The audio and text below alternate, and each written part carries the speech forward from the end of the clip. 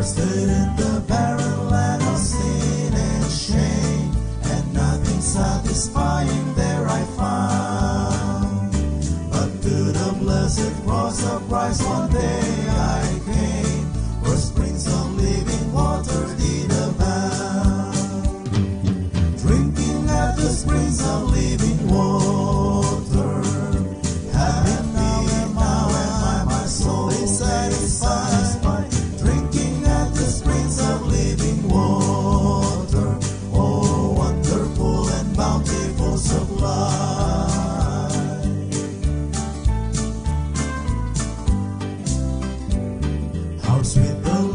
Water from the hills of God, it makes me glad and happy all the way.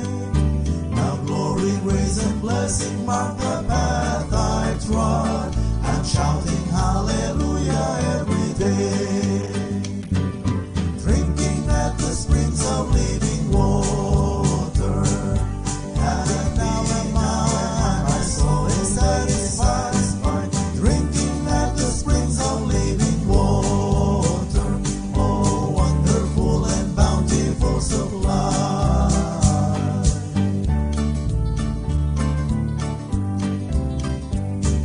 Savior, won't you come today to Calvary? A fountain there is flowing deep and wide. The Savior now invites you to the water free, where thirsting spirits can be satisfied. Drinking at the springs of living water, and now my soul is satisfied.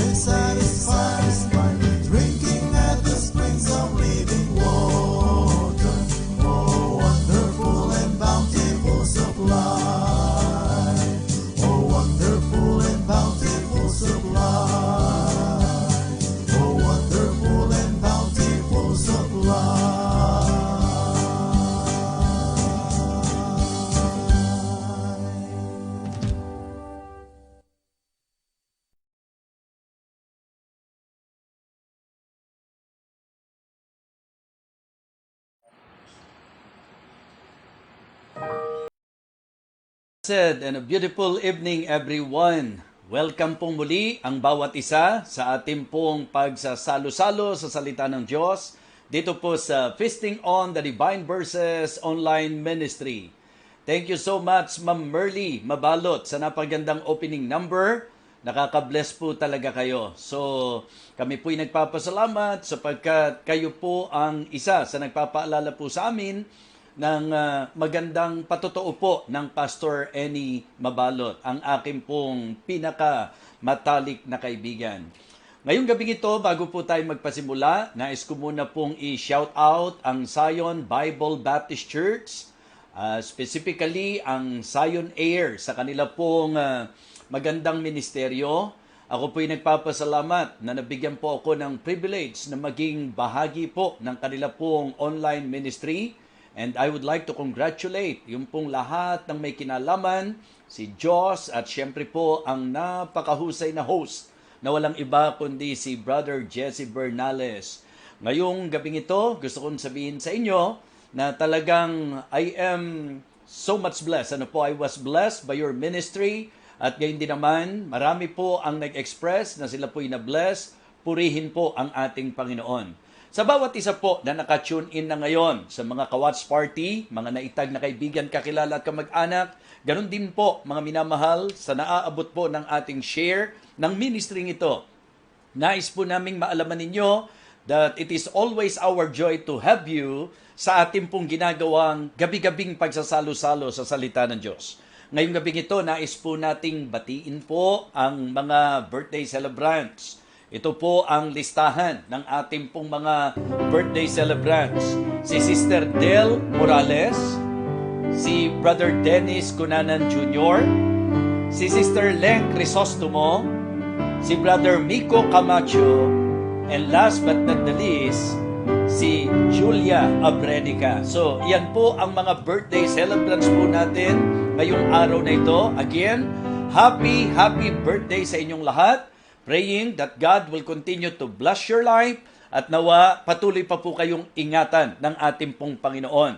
So, sa pagkakataong ito, tayo po ay dadako na sa Diyos sa ating pong pananalangin. Gusto ko lang pong i-shout out si Pastor Wendell Sanchez. Ganon din naman po si Preacher Angel O at si Sister Ara. Mga na-miss po namin ito. Ano po? Siyempre pa si Preacher TJ Mabalot, ang pinakagwapong anak ni Ma'am Merly. At si Brother Ives at si Brother Dan. Wow, purihin ang Panginoon. I am very happy na nakita-kita po kami ngayong araw na ito. Salamat sa kanila pong dalaw po sa amin. At gayon din po ang pamilya Cerilla sa pangunguna po ng aking magandang Ate Wena. So, yan po ang aking pong pagbati. Shout out lang po para sa kanila. So, ngayon po, dadako na po tayo sa ating pong panalangin.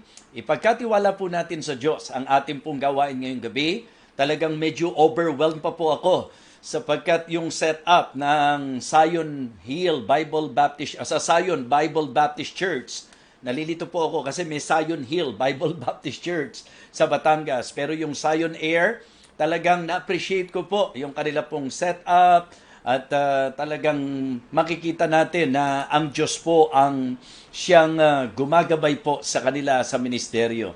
So sige po, tayo po ay manalangin.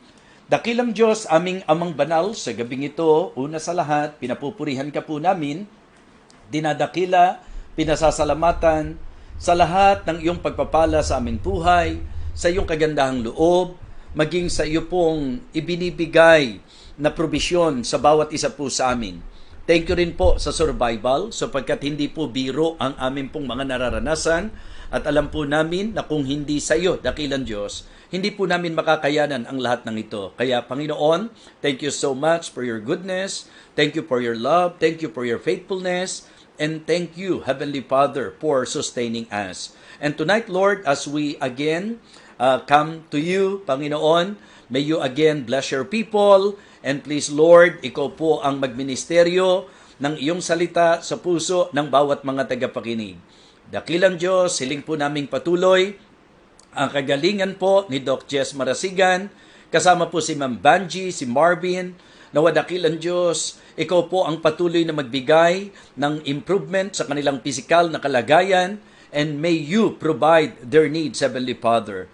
Naniniwala po kami at nagtitiwala na ikaw po ang magpapagaling sa kanila. Ganon din po ang ilan pa sa mga naapektuhan at tinamaan po ng COVID-19.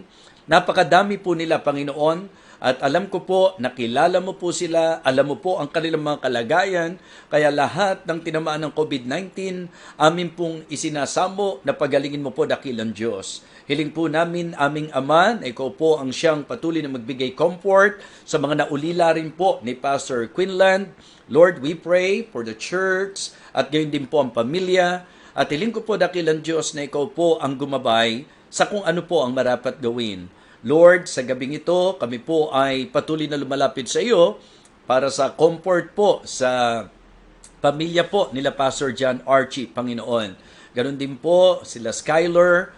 Lord, may you comfort them. Alam ko po na hindi madali ang situation, but we trust you, Heavenly Father, for your enabling grace, O God. Please comfort them. Ganon din po, dakilang Diyos, ang mga may mga negosyo, pagpalain mo po, ingatan mo po, tugunan mo po sa mga pangangailangan. Dakilang Diyos, nagpapasalamat din po kami sa patuloy na pagpapala mo po sa mga trabaho ng iyong mga anak. Ganon din po kung paano po kami, dakilang Diyos, nakakaraos po sa sitwasyon po namin ito. Dakilang Diyos, thank you for your faithful provision. And Lord, we pray na ikaw po ang siyang patuloy na magpapalakas, magpapalago sa bawat mga anak mo, at ikaw din po ang mangungusap sa mga kaibigan po namin na niluloob mong makasama namin. Salamat po, Diyos, sapagkat si Angel Sato ay patuloy po naming nakakasama sa mga pag-aaralan. Lord, ang panalangin po namin, ang pag-iingat mo sa kanya, ang paggabay mo sa kanya. Salamat po kila Sister Miho, Sister Dang, na mga talagang concern na kaibigan po, dakilang Diyos. Ang panalangin po namin, aming Ama, maging kapakinabangan po ang pakikinig ng bawat na i-invite po namin. Dakilang Diyos, nagpapasalamat din po ako sapagkat ang pribilehiyong ito ay isa sa napakalaking pribilehiyo na maaaring maibigay mo po sa amin higit lalo sa panahong ito. Salamat din po, Panginoon, sapagkat alam ko po na ikaw rin po ang siyang mag-iingat sa mga frontliners. Ganon din po, dakilang Diyos, ang mga churches, lalo na po ang mga affected churches, Panginoon, here and abroad, sa iyo po namin pinagkakatiwala. Dakilang Diyos, muli po, nais naming ilapit sa iyo ang mga unspoken prayer requests ng bawat nakikinig ngayon.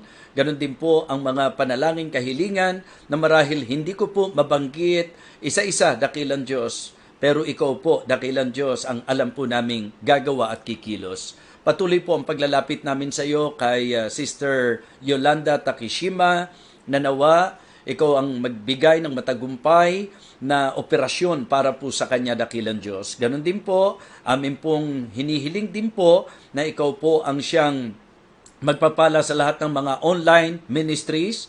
Ngayon po, sa kalagayan po ni Doc Jess, salamat po, Panginoon, sapagkat may mga pastors na willing magpagamit upang maipagpatuloy po ang gawain ito. At iling ko rin po, dakilang Diyos, sila Pastor Joseph Guzman. Ganon din po, dakilang Diyos, sila Pastor Joe Peter, dakilang Panginoon. At maging si Pastor Neil Kekep, Pastor Mike Digan. Hinihiling din po namin sa iyo si Pastor Wendell, sila Preacher Andre, Preacher Jesse, Preacher TJ, at lahat ng mga ginagamit mo, Panginoon, kasama po si Deacon Bong Bernales, maging ang iyong lingkod, at ang lahat pa ng mga nagsasagawa po ng mga online services, Heavenly Father. Alam ko po na iba-iba po ang sitwasyon po namin, pero importante po na kami patuloy sa paglilingkod sa iyo. Pagpalain mo kami, aming Ama, sa iyo ko po inilalapit muli ang gawain ngayong gabi, higit lalo ang aking pagbabahagi po ng iyong banal na salita.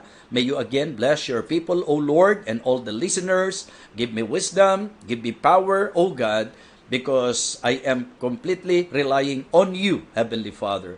We praise you, O Lord, in Christ's most precious name. Amen. Amen. Okay, this time, tayo po'y makinig ng special number, at pagkatapos nito, tuloy-tuloy na po tayo sa ating pong feasting sa salita ng Diyos.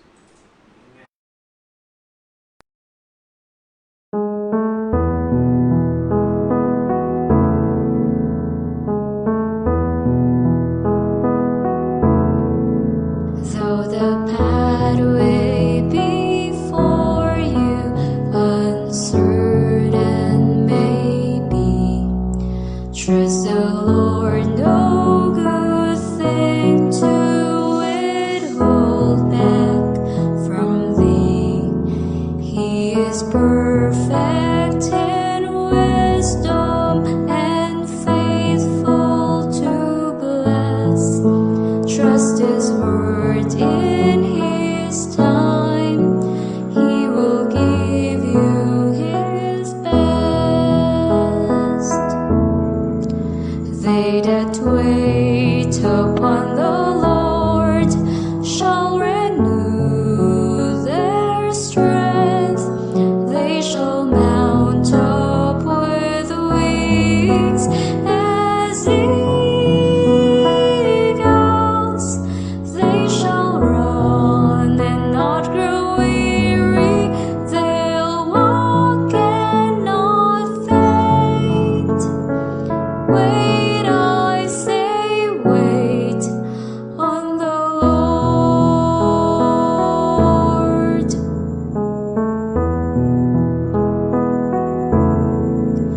Be not weary in waiting, for lovers long. If you faint not, you'll reap when the harvest is come. Run with patience the race as you rest on His word, for your testing will teach you to wait on the Lord. They that wait upon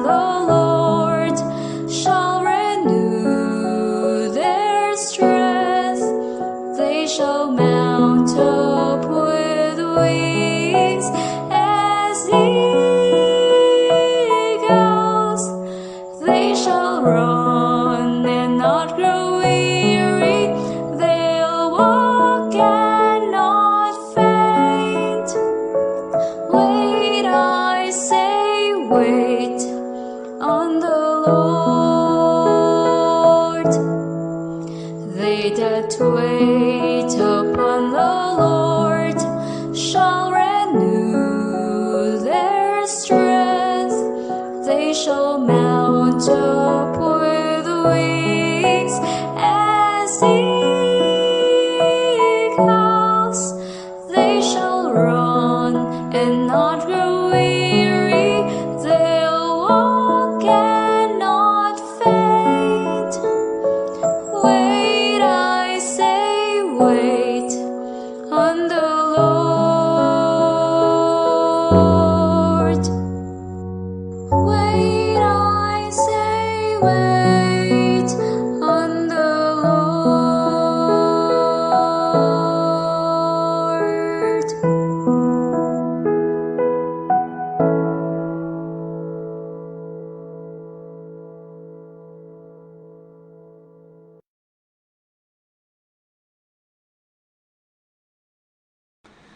Thank you so much, Sister Arabel, sa iyong awitin na eksaktong-eksakto po sa ating tatalakayin ngayong gabing ito. So let me invite everyone to please open your Bible in the book of Isaiah, Isaiah chapter 40. Babasahin ko po beginning verse number 28 hanggang sa huling talata po ng chapter na ito. Isaiah chapter 40 verses 28 to 31. Hast thou not known? Hast thou not heard? That the everlasting God, the Lord, the Creator of the ends of the earth, fainteth not, neither is weary. There is no searching of his understanding. He giveth power to the faint, and to them that have no might, he increaseth strength. Even the youth shall faint and be weary, and the young men shall utterly fall.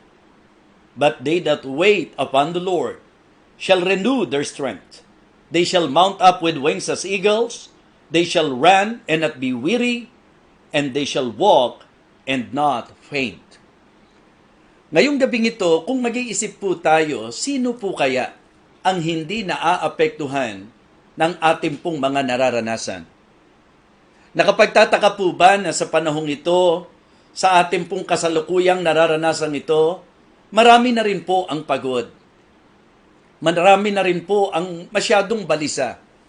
To the point na tayo po ay talagang emotionally down, mentally affected, and even sa spiritual na aspeto ng buhay po natin, maybe because of this pandemic, we are struggling.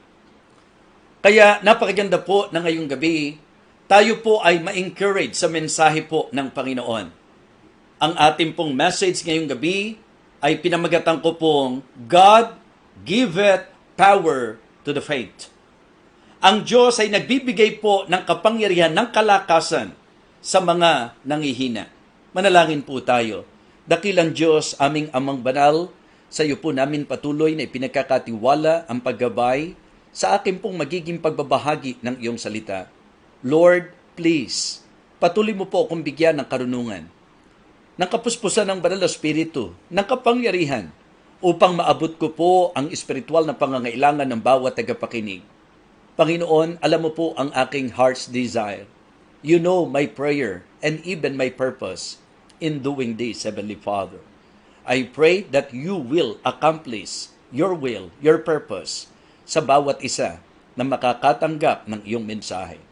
Sa iyo ko po ipinagkakatiwala ang lahat ng may mga pinagdadaanan, ang lahat ng may mga mabibigat na laban, ang lahat ng mayroong mga paghihirap na nararanasan, at gayon din naman ang mga naguguluhan. Nawa sa mensaheng ito, kami po'y iyong payapain. Nawa sa mensaheng ito, kami po'y iyong palakasin. Nawa sa mensaheng ito, dakilang Diyos, kami po ay iyong palaguin. Thank you so much. Again, sa iyo po namin pinagkakatiwala ang aming pong pangangaral. Sa pangalan po ng aming Panginoong Jesus. Amen. Amen. So, it is good for us to somehow understand the background of this passage because kadalasan po, pagka po pinag-aaralan natin ito, talagang kinukuha lang po natin mismo yung sinabi po ng talata. Pero ito po ay patungkol sa naging kalagayan po ng bayan ng Panginoon. Masasabi po natin that they were discouraged and overwhelmed because they had been defeated by another nation and taken from their homes. Medyo talagang mahirap na sitwasyon. Kaya ang naging kalagayan po nila, sila buhay na buhay as strangers and exiles in a foreign land, which is Babylon. Yun yung naging katayuan po nila. Pero alam po nila at narinig po nila na ang Diyos ay mayroong purpose para sa kanyang bayan. At ito po ang masasabi po nating pangako na sila po ay ibabalik ng Diyos sa kanila pong tahanan. Ito po yung Jerusalem. So, pero sa kanila pong mga nararanasan, sa kanila pong naging sitwasyon, masasabi po natin na yung kanila pong weariness, okay, and despair, ay naglalagay ng katanungan sa kanilang isip na kung saan ang epekto po nito, mga minamahal, sila po ay mga napapagod, nanglulupaypay, nangihina. Kumbaga ang iniisip po nila sa kanilang kalagayan, talagang mangyayari pa ba? Totoo ba ang pangako ng Panginoon? Talaga bang kaya ng Diyos? Is God really able to come through on it doon sa kanyang ipinangako? Mga kapatid, mga minamahal, sa katotohanan po, maging sa ating presenting panahon ngayon, because of the so many struggles and sufferings na nararanasan po natin, sometimes we tend to question this kind of question. Na talaga kayang mangyayari pa ang mga positibong bagay? Talaga kayang sa sitwasyon po natin ngayon, mararausan po ba natin, makakayanan po natin? So sa konteksto po natin, ito ang sinabi po ng sulat ni Isaias. Ang sabi po, has thou not known, has thou not heard, that the Lord, the everlasting God, the Lord, the creator of the ends of the earth, fainteth not, neither is weary, there is no searching of his understanding. Ang verse number 29 po, ang pinagkuwanan po natin ng ating title, He giveth power to the faint. At ang sabi po sa kanila na walang lakas, na nangihina, He increaseth strength.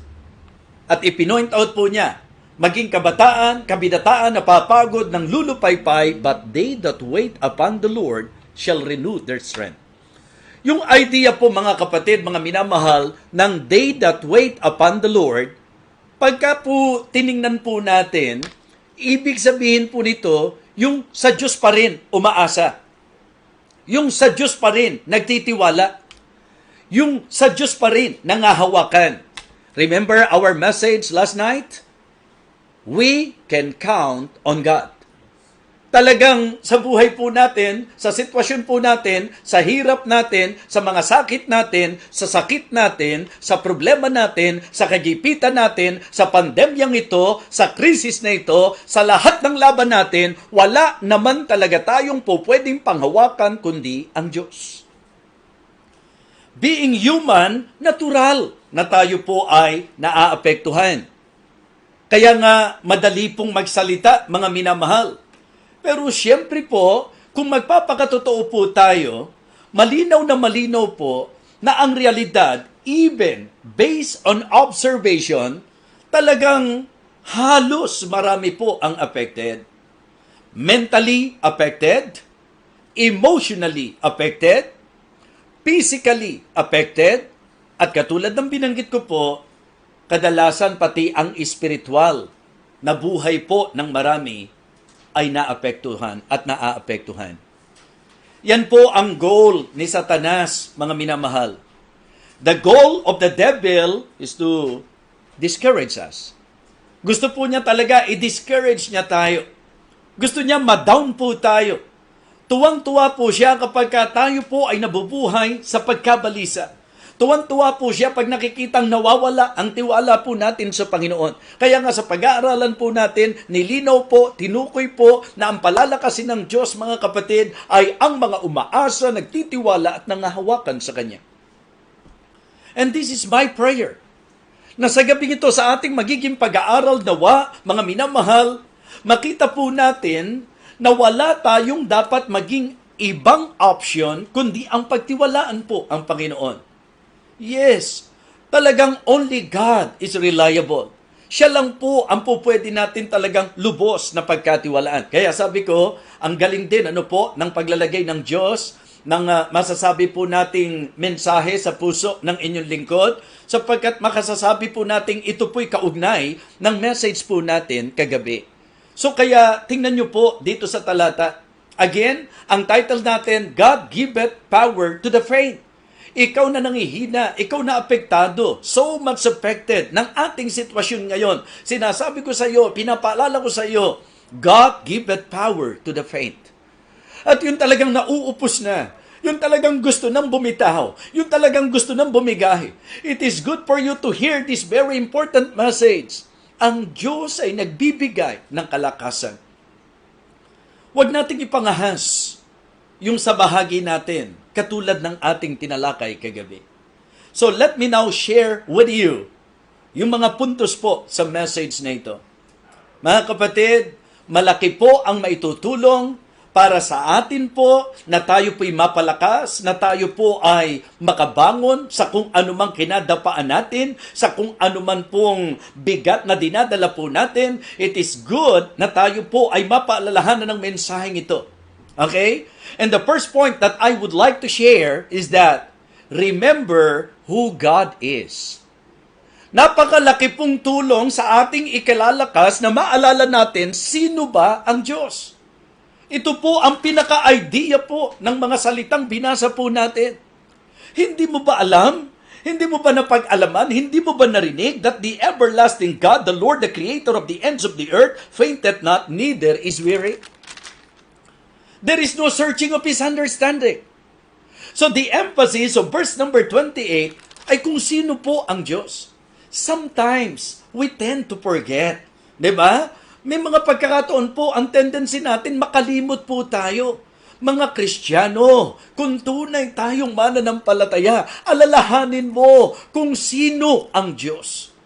Mga kapatid, it is good for us to learn the attribute of God, the ability of God, and even the availability of God. Alam nyo, dito po sa sinabi po ng verse number 28, niliwanag po, sabi niya, hindi nyo ba napag-alaman, hindi nyo ba narinig that the everlasting God, the Lord, the Creator of the ends of the earth? Minsan nakakalimutan po natin yon. Nawawala po sa isip natin. Kasi nga, ganun po tayo bilang tao. So it is good for us to always remember kung sino ba ang Diyos. Gaano natin kakilala ang Panginoon? You know, kahit gaano katinding laban ang kaharapin mo, pagkakilala mo ang Diyos, titiyakin ko sa iyo, mapaglalabanan mo at makakayanan mo. Alam niyo po ba na ang tapang at lakas ng loob ni David, alam niyo po ba na ang confidence ni David ay dahil sa kilala niya kung sino ang kanyang Diyos? Alam niyo po ba kung bakit gano'n na lamang po ang kumpiyansa ni Elijah na harapin po ang mga propeta ni Baal dahil kilala niya na kung sino po ang kanyang Diyos? Napaka-helpful po sa buhay natin. It is very helpful for us believer to always remember who God is. Sino po ba siya? The Creator of the ends of the earth, the Lord, the everlasting God, mga minamahal. He is the omnipotent. He is the omnipresent, di ba? So, siya po yung Diyos na nasa lahat ng lugar sa isang pagkakataon. Siya po yung Diyos na makapangyarihan sa lahat. Siya po yung Diyos na alam ang lahat ng bagay. The Almighty God, the all-knowing God. Yan po ang Diyos natin. So, nasisiraan na po sila ng kanilang kalooban. Nawawalan na po sila ng lakas ng loob. Kaya ang sabi po dito sa Isaiah 40:28, hindi nyo ba alam, hindi nyo ba narinig? The everlasting God, the Lord, the Creator of the ends of the earth, fainteth not, neither is weary, there is no searching of His understanding. Siya hindi nang lulupaypay. Diba? Yun po ang Diyos na meron po tayo. May mga tao po na posibleng may panahon na natulungan po tayo, pero ngayon sila po mismo nangangailangan din ng tulong. May mga nasandalan tayo before na sa pagkakataong ito, hindi na natin po pwedeng sandalan. Mga kapatid, ang napakalaking tulong sa ating pong mga pinagdadaanan, sa ating pong mabibigat na sitwasyon sa buhay, ay ang maalala mo kung sino ang Diyos na meron po tayo. Mga kapatid, bakit po maninindigan si Daniel? Bakit po maninindigan ang 3 young Hebrews na isa sa panganib po nila ang kanilang buhay, kundi nila kilala kung sino ang Diyos na kanilang pinaglilingkuran? Kaya nga, ganun po ang eksakto pong sinabi po ng 3 young Hebrews. Our God, whom we serve, is able to deliver us from that burning fiery furnace, and He will deliver us out of thine hand, O King. So, very confident kasi kilala nila na yung Diyos nila ay Diyos na able. Kaya nga, magandang napapaalalahanan din po tayo ng kanta ng mga bata, di po ba? He's able, He's able, I know He's able, I know my God is able to carry you through, di ba? Or to carry me through. He heals the brokenhearted, He sets the captives free, He made the lame to walk again and made the blind to see. Oh yes, He's able. Amen? I am telling you tonight, our God is able. And please, sa iyong buhay bilang Kristiyano, sana habang tumatagal, lalo mong nakikilala ang Panginoon. Kasi ang malalim na pagkakilala mo sa Panginoon ay magiging malaking bahagi ng iyo pong ikalalakas, ng iyo pong ikatatatag, ng iyo pong ikapagpapatuloy sa anumang sitwasyon po ng ating buhay. Kaya, mapapansin po natin na sa verse number 28, the emphasis is about kung sino ba ang Diyos. So the first point, remember who God is. Kamusta po tayo? Diba? Nakalimutan na ba natin kung anong klaseng Diyos meron tayo? Siya yung Diyos na kung saan talagang sa buong buhay po natin, laging nandyan. Nakaalalay sa atin. Siya ang dahilan ng ating survival. Siya ang nagsusustain po sa atin. Siya po ang nagsusupply ng ating pangangailangan. Siya po ang nagpapalakas sa atin. Yan po ang Diyos na dapat lagi niyong maalala. Remember who God is. Diba? Pangalawa po mga kapatid, maganda rin po na ma-consider po natin sa ating pong pag-aaral, diba? Recognize how God freed us. Sa konteksto po ng bayan ng Diyos, maganda po na kilalanin nila. Kilalanin po nila, mga kapatid, kung, di ba, papaano sila pinalaya ng Diyos. Kung babalikan niyo po ang kasaysayan ng bayan ng Panginoon, talagang napaka-imposible, napakahirap. Humanly speaking, it is very difficult na sila po ay makalabas doon po sa pagkaalipin sa Egypt, mga kapatid. Mahirap po yon. Hindi po kaya ni Moises yan. Hindi po kaya ng bayan yan. Kung tutuusin, sila po dumadami na, di po ba? Pero alam niyo po, wala silang lakas, wala silang puwersa.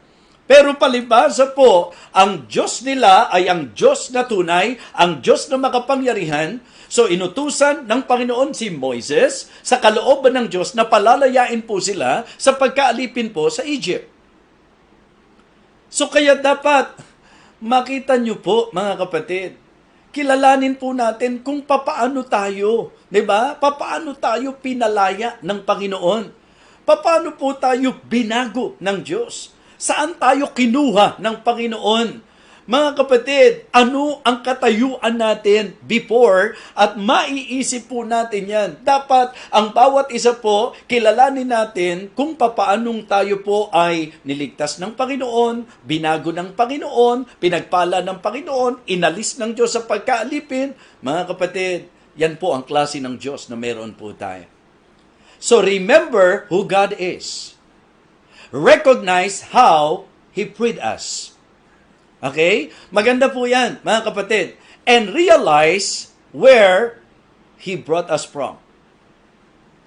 Mga kapatid, maganda rin po na mapag-isipan natin na talagang ma-realize nyo po yung buhay po natin ngayon. Kung saan ba tayo nanggaling at saan tayo dinala ng Diyos. Kung paanong maraming bagay po ang in-enjoy natin sa buhay na ito. Kung paanong binago niya po tayo. Mga kapatid, it is good for us to learn na dito po sa context, ito pong mga talatang ito ay talata na dapat gumising sa kanyang bayan, na sila po ay naaapektuhan na ng kanila pong mga nararanasan, nawawalan po ng pag-asa, sapagkat hindi na nila nakikitang posible pa yung pong kalooban at yung plano ng Panginoon sa kanila. It is because of what they are experiencing, mga kapatid. And sometimes, ganyan po tayo, na nakadepende tayo sa nararanasan natin, nakakalimutan na natin ang pangako ng Diyos, nakakalimutan natin kung sino ang Diyos na meron tayo, na wala na yata sa isip natin at hindi na natin yata kinikilala kung ano ang ginawa ng Diyos sa atin kahapon, kung paano niya tayo niligtas, kung paano niya binago ang ating buhay, kung paano niya tayo nilagyan ng direksyon, kung paano niya po tayo pinagpala, at ngayon nandito po tayo na dapat ma-realize po natin na kung di sa Panginoon, wala po tayo, mga kapatid. Kaya napakaganda po ng realization. Saan na ba tayo dinala ng Panginoon? Diba? Mula sa ating pong pinanggalingan, mula sa dati nating buhay. Ano na po ba ang ginawa ng Panginoon sa atin? Saan niya tayo dinala? Na-realize ba natin yan? Mga kapatid, kung magpapakatotoo po tayo, anuman ang nararanasan natin sa buhay na ito, we cannot deny the fact na talagang napakaraming dakilang bagay na po ang ginawa ng Diyos sa ating buhay. Kasi yung realization na ganon, yung bang ma-realize mo kung saan ka dinala ng Diyos, yun po medyo tutulong din para mapalakas ka para maalis yung agam-agam mo.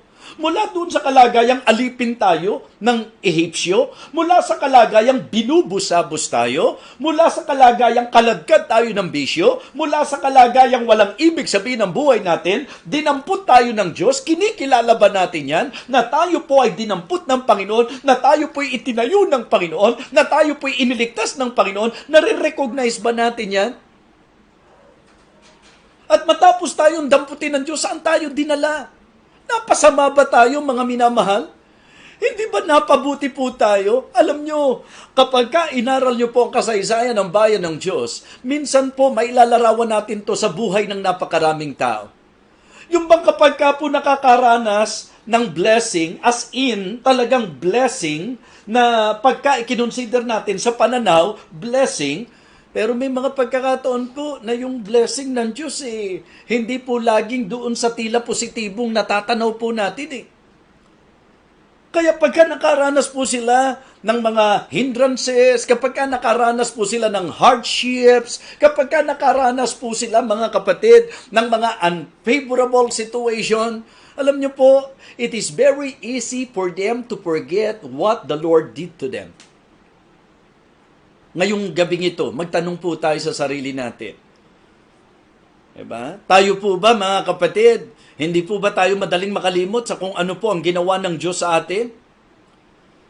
Kasi kadalasan po ganun kahit sa tao, kahit gaano kaganda, ang mga ginawa mo sa isang tao, may mga pagkakataon po sa isang iglap, parang nawala lahat yun.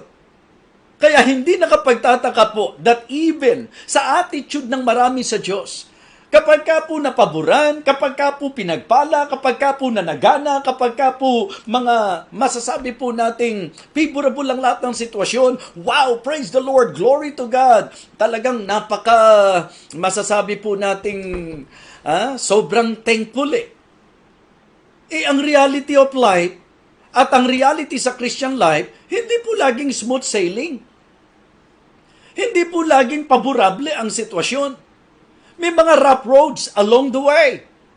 'Di ba? As we take, as we tread the road na inilagay ng Panginoon sa harap natin, talagang may pagkadapa, mayroong pagkabagsak, mayroong pong, kaya nga ang Biblia po, nagsabi, the steps of a good man are ordered by the Lord and He delighted in His ways, though he fall. You see? Mayroon pa rin pong tendency na may mga pagbagsak, mga kapatid. The just man falleth 7 times and then riseth up again.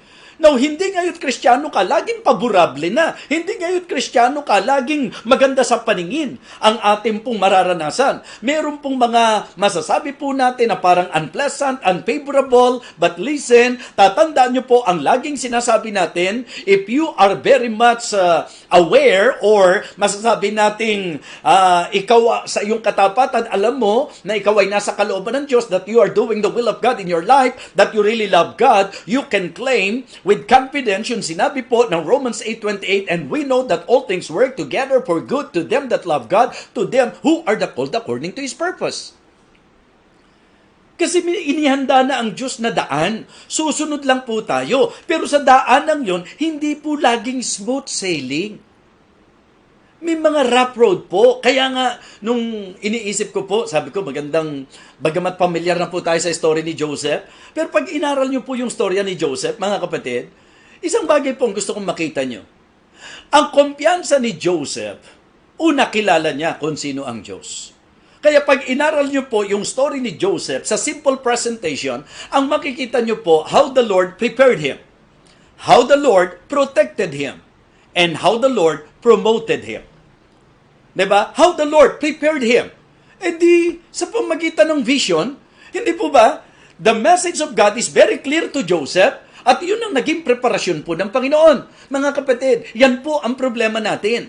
Ang problema po natin, again and again, nag-aaral tayo ng salita ng Diyos, pero hindi natin alam na yung mga pinag-aaralan natin, yan ay paghahanda ng Diyos sa dadaanan natin, mararanasan natin at ma-encounter natin along the way. Di po ba? So si Joseph, bakit niya nakayanan na pinagkaisahan siya ng mga kapatid niya? Bakit niya nakayanan na sinaktan siya ng mga taong hindi niya aasahan na sasaktan siya? Bakit nakayanan po ni Joseph na sa pagtatapat niya doon po sa sambahayan ni Potiphar, talagang ipinakulong pa po siya at talagang ang pangit ng naging masasabi po nating bintang po sa kanya, at akusasyon po sa kanya. Siya po ay kinulong dahil sa kasong attempted rape, mga kapatid. Samantalang alam natin sa story na hindi naman yun ang totoo. Pero makikita nyo po, si Joseph po, dahil prepared, kaya niyang tanggapin ang lahat. Anong pinangahawakan ni Joseph? Hindi ba? Ano man ang naranasan niya, kumontra man sa kanyang, pananaw, yung pong nararanasan niya, basta ang kumpiyansa niya, basta ang sabi ng Diyos. Darating ang time, bukas, luluhod sa akin ang mga tala. Di ba? Parang pelikula lang, di po ba? So, yun po ang way ng Panginoon para ihanda po tayo. Mga kapatid, just try to imagine, kung wala po tayong salita ng Diyos na naghanda sa atin, ano na kaya ang attitude natin sa pandemic na ito? Sabi ko nga kahit ano maging attitude nyo dito sa pandemic, hindi mababago at mawawala ang pandemic dahil sa attitude mo.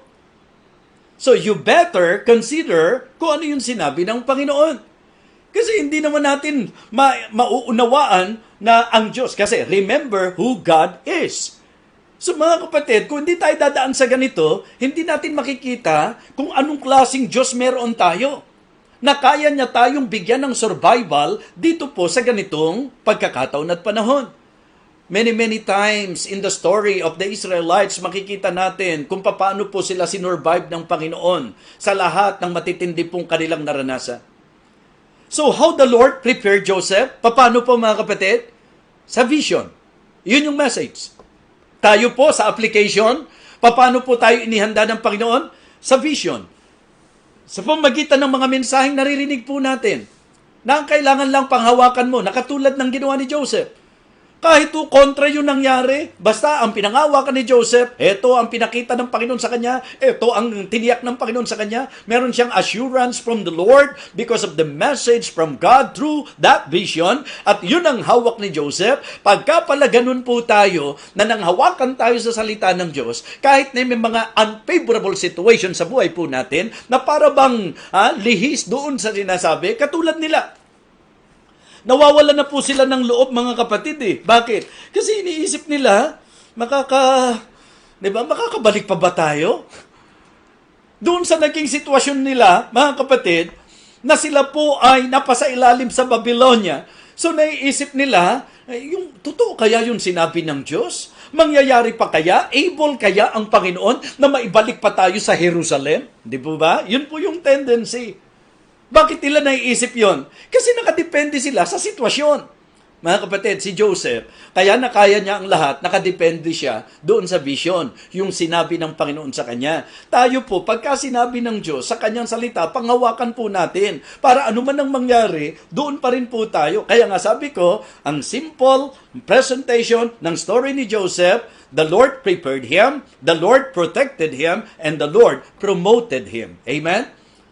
So talagang kahit na pinagkaisahan siya ng mga kapatid niya, opo, nasaktan siya. Opo, pinahintulutang mangyari na napagkaisaan po siya. Ibinenta po siya bilang alipin, mga kapatid. And then, doon po sa bahay ni Potiphar, nangyari po, mga kapatid, na kung saan, sa kanyang pagtatapat, so siya po ay ginawan pa ng hindi magandang usap. Okay? Dahil dito, naipabilanggo po siya. Doon po sa bilangguan, alam naman po natin, mga kapatid, mga minamahal, na talagang sumablay din po yung butler na nangako po sa kanya. Pero tandaan nyo po, hindi yung butler ang kanyang pangahawakan. Hindi po yung sangbahayan ni Potiphar ang kanyang pangahawakan. Hindi po ang mga kapatid niya dahil mga hindi sila reliable, hindi sila reasonable, mga kapatid. Pero ang Diyos reliable and reasonable. Kaya sa lahat ng iyon, makikita nyo how God promoted Joseph. Parang pag inisip nyo yung mga nangyari, parang kontra. Sabi ng Diyos iaangat siya. Ang sabi ng Diyos yuyukuran siya. Di ba? Pero tingnan mo nangyari sa kanya. Minsan pagka po may mga nangyari na hindi umaayon sa narinig natin sa salita ng Diyos, doon tayo medyo nagbabaliwala at dinidisregard natin yung sinabi ng Diyos. Hindi. Ang salita ng Diyos laging totoo kahit anong mangyari sa buhay po natin. Kaya anuman po ang magiging kalunduan nitong pandemic na ito, basta manghawakan ka kung ano yung pangako ng Panginoon sa iyo. Amen? So mga kapatid, maganda po, realize where God has brought us from. Saan tayo dinala ng Panginoon? Diba? 3 na po, binigyan natin ng pansin. Remember who God is. Number 2, recognize. Di po ba? Recognize how God freed us. Okay? Realize, okay, where God hath brought us from. At siyempre po mga kapatid, rely on what God can do. Rely on what God can do. So tingnan niyo po yung pagkakasunod-sunod. Diba? Kilalanin mo, alalahanin mo kung anong klaseng Diyos, kung sino ba ang Diyos. Kayo pong mga nakikinig ngayon, napakalaking help nito. Yan ba namang sakit na yan? Kung kilala mo ang Diyos, hindi ba kung gugustuhin niya, napakadali naman? So doon po tayo sa kung ano ang kalooban niya, kung ano ang plano niya. Okay? So napakahalaga po, basta ang importante, kilala mo siya. Kilala ko ang Diyos. Alam ko makapangyarihan siya. Alam ko na talagang hindi siya napapagod at nanglulupaypay.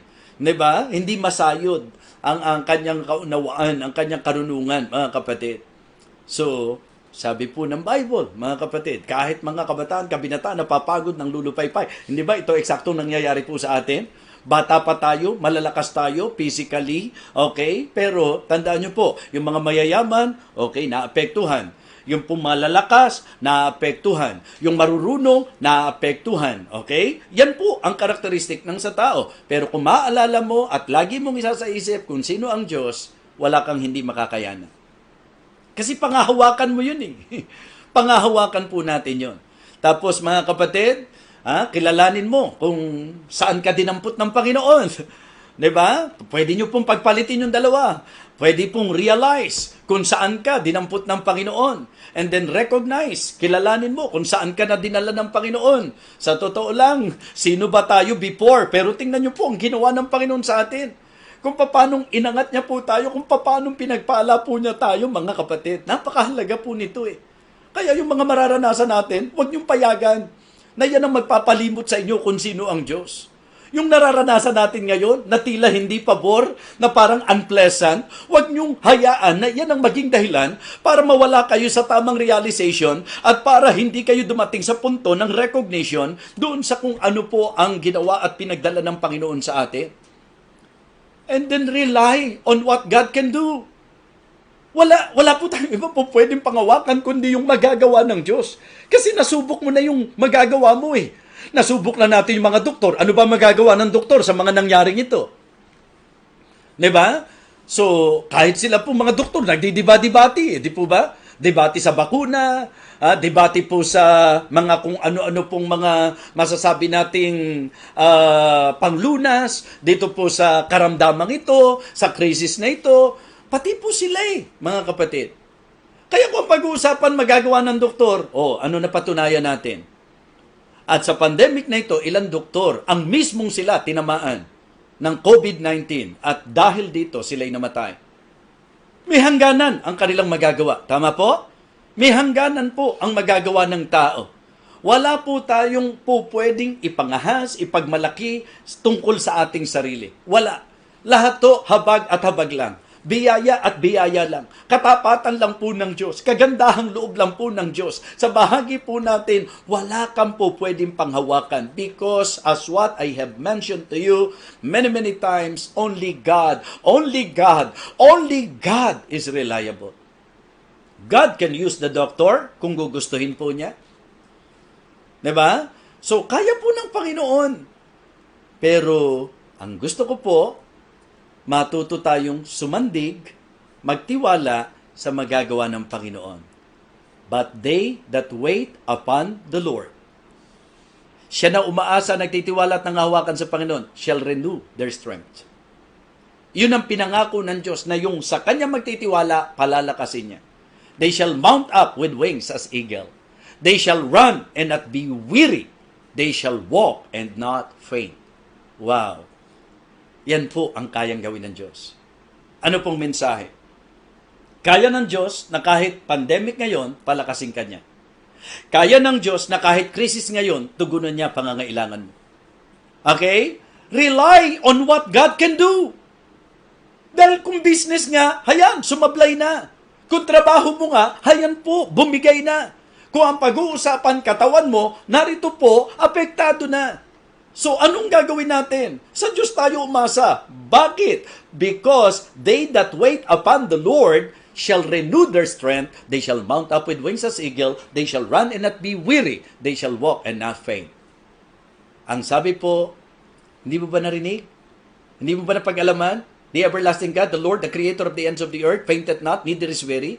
There is no searching of His understanding. Even the youth, ang sabi po ng Bible, even the youth shall faint. And ang sabi po sa verse number 30, even the youth shall faint and be weary, and the young men shall utterly fall.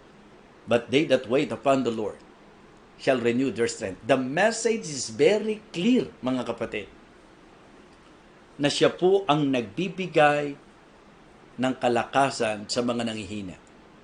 Yan po ang sinabi ng verse number 29. He giveth power to the faint, and to them that have no might, He increaseth strength. Umamin po tayo ngayong gabi. Magpakatotoo po tayo. Talagang ibuga na natin sa Diyos. Talagang magpakatapat tayo sa Kanya. Panginoon, pagod na ako. Panginoon, apektado na po ako. Panginoon, natatakot po ako. Panginoon, natatakot ako para sa pamilya ko. Panginoon, hindi ko na alam kung saan kami patutungo sa sitwasyong ito. Panginoon, hindi ko alam kung hanggang saan kami sa laban na ito. Pero salamat. Lahat ng takot na ito, lahat ng pangambang ito, lahat ng kabalisang ito, ang sabi mo, nagbibigay ka ng lakas sa nanghihina.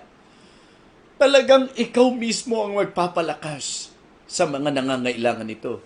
Kaya ngayong gabi, panghawakan natin ang Diyos na nagbibigay kapangyarihan at kalakasan sa mga nanghihina. Do not allow the devil na magtagumpay sa kanyang intensyon na tayo'y manglupaypay, bumigay, bumitaw, umayaw. Hindi po. Ngayong gabing ito, naway napaalalahanan ka ng mensahe. Mga kaibigan, God giveth power to the faint. Kaya kung pagod na kayo, lapit tayo sa Panginoon. Come unto me, all ye that labor and are heavy laden, and I will give you rest. Take my yoke upon you and learn of me, for I am meek and lowly in heart, and ye shall find rest unto your souls. Be careful for nothing, but in everything by prayer and supplication with thanksgiving. Let your requests be made known unto God, and the peace of God, which passeth all understanding, shall keep your hearts and minds through Christ Jesus. Mga kapatid, I can do all things through Christ, which strengtheneth me. Hindi mo ba alam? Hindi mo ba narinig? Ang Diyos na walang hanggan, ang Panginoon, ang lumikha ng lahat at ng katapusan nitong lupa, ang sabi po ng Bible, hindi napapagod at hindi nang lulupaypay. And the good message is that He giveth power to the faint. Nawa, ngayong gabing ito, napag-isip-isip po natin, tamang-tama ang mensahe, totoo ang mensahe. Talagang ang Diyos ang pwede kong asahan. Ang Diyos ang pwede kong pagtiwalaan. Ang Diyos ang pwede kong panghawakan. They that wait upon the Lord shall renew their strength. God giveth power to the faint. Let us pray. Dakilang Diyos, salamat po. Salamat po sa panibagong lakas na dulot ng mensaheng ito. Thank you for reminding us, O God, sa napakahalagang bagay nito. Nawa, lagi naming maalala, huwag naming makalimutan kung sino ka, kung sino ang aming Diyos. Nawa, maisip namin kung saan mo kami dinampot, Panginoon. Nawa, kilalanin ka namin sa kung saan mo na kami dinala, dakilang Diyos. At nawa, panghawakan namin ang iyong magagawa. Nawa, dakilang Diyos, naisip namin na ikaw at ikaw lamang ang tanging matibay na masasandalan po namin sa lahat ng nararanasan namin sa buhay na ito. Igawad mo po ang iyong basbas at ang iyong pagpapala sa bawat isa po sa amin. Muli po, napalakas nawa ang bawat nakinig. Ito po ang aming panalangin sa pangalan po ng aming Panginoong Jesus. Amen. Wow, purihin po ang Panginoon sapagkat naka-isang linggo na naman po tayo. Sabado na po ngayon. Tomorrow, Sunday, Worship Day. Kaya inaasahan po natin ang bawat mananampalataya ay matapat, nasasamba sa Panginoon at gagawin kung ano po ang marapat. Kaya kapag ka po kayo ay pinagpala at may mga ilang kayong concern, so iparating nyo lang po sa inyong lingkod. At talagang willing po kami na magministeryo po sa inyo. So muli po, maraming salamat. Ito po ang inyong lingkod, Evangelist Fernando de Vega, na nagsasabing, mahal po tayo ng Panginoon. Ingat po tayo mga kapatid, and God bless us all.